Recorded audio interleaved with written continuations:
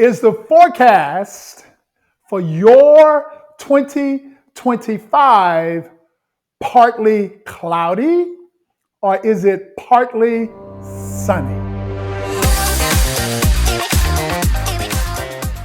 Hi, I'm Mike Jones, president of Discover Leadership Training, and welcome to the Come to the Edge podcast. I'm really asking that you be present for the next few moments, that you are 100% engaged in this message, and that you are listening with the intent to be influenced. If you do so, the promise that I am going to make to you is that this smoking hot context and content is going to benefit you as you prepare for 2025. Now, I really love talking about forecasts because as a pilot taking a meteorology class, one of my favorite classes during my study in aeronautical science and aviation was meteorology. We talked a lot about different types of forecasts, but the one thing that always absolutely stood true is that our perspective as it relates to what we were expecting along our journey and on our trip absolutely generally came true. I would say the exact same thing for you.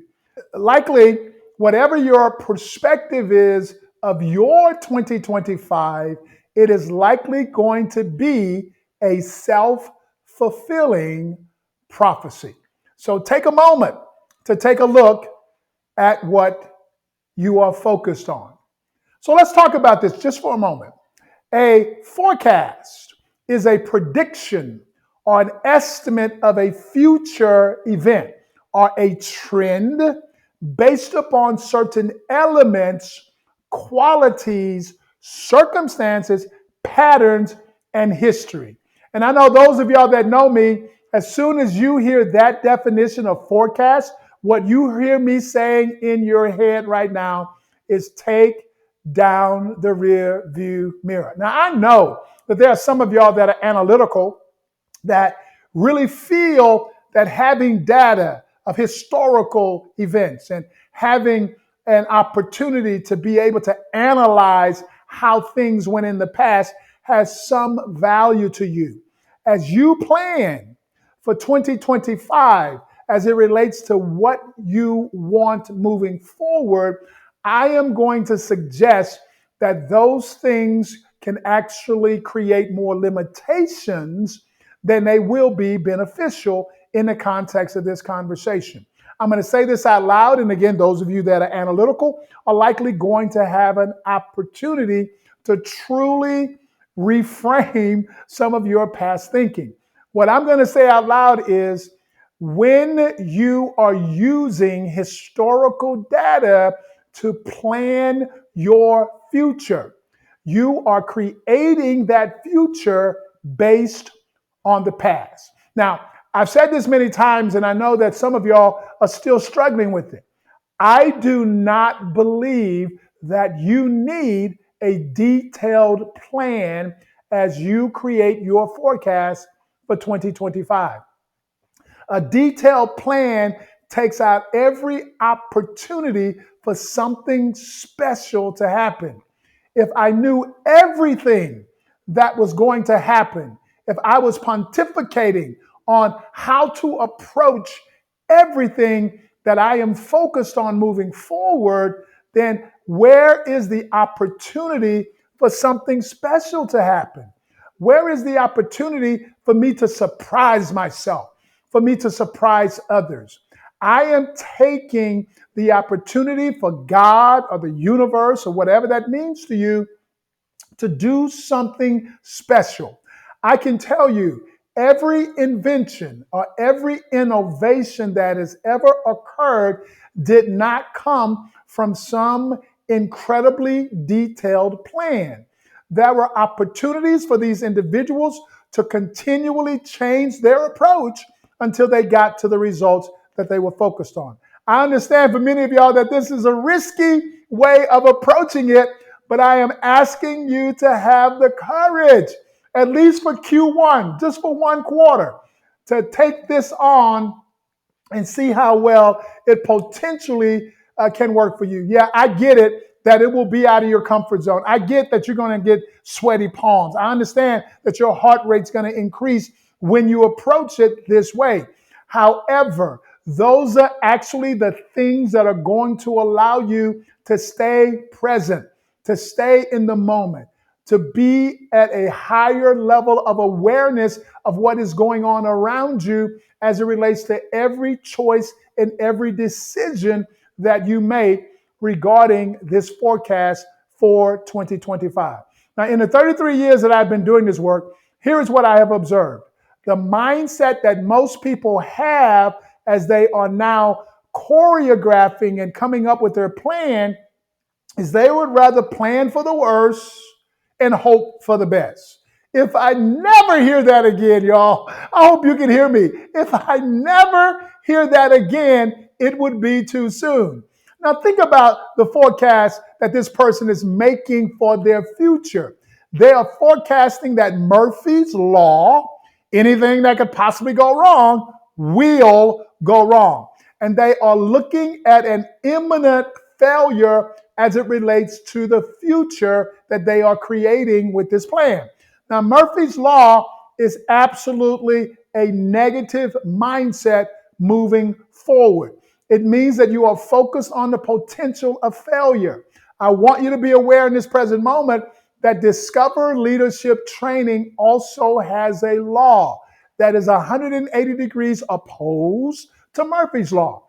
Discover's law says anything that can possibly go right will go right. So both of those are available to you 86,400 seconds of every day. I would encourage you to choose wisely because the one that you will be actuating on, the one that you will be embracing is the one that is going to help determine the future realities that you are going to be experiencing. Now, I want to come back to this hoping for the best mentality. Hope in the context of this conversation, y'all, is a victim statement. I said that out loud, and I want to say it again because I want you to hear me. Hope in the context of this conversation is nothing more than a victim statement. Hope in the context of this conversation is preparation for a presumed negative future. Hope in the context of this conversation is a focus on the potential of disappointment occurring for you as you are moving forward. I have literally heard people say that they are going to plan for the worst and hope for the future just in case the worst happens, as they are hoping for the best. I've absolutely heard them say that out loud, y'all. And when you truly have the courage to plan for the best, expect the best, forecast for the best, you will create an opportunity you will experience the best and that the best will happen for you. I assure you that there will be times when you may experience failure or disappointment if you use this approach that I am putting out here today. However, it is as much a part of the process as success and joy. If you are playing at this level and failure is not an option for you, then you should not be playing at this level. Because when you play at this level, failure becomes a gift. G-I-F-T, a gift, because it is providing you with feed forward on how to change your approach to change your results. So I am encouraging you to plan for the best, to focus on the best occurring for you in 2025. Create a forecast that it is partly sunny. So have a absolute mindset that is a growth mindset that is focused on all of the potential that can go right rather than what's focusing on what could go wrong. I'm encouraging you to truly allow yourself to be aware that your mindset going into 2025 is not going to absolutely be solidified with a detailed plan. Take the time to set an outcome, know where you're going, develop the benefits of getting to that outcome. Those benefits will be the fuel in your tank. Once you have those outcomes and benefits, the next thing to do is to make a commitment to yourself that you will do whatever it takes to get to that outcome. If you happen to get knocked down flat on your butt, that's okay. It's a part of the process. There has to be an awareness that winners lose more often than losers lose.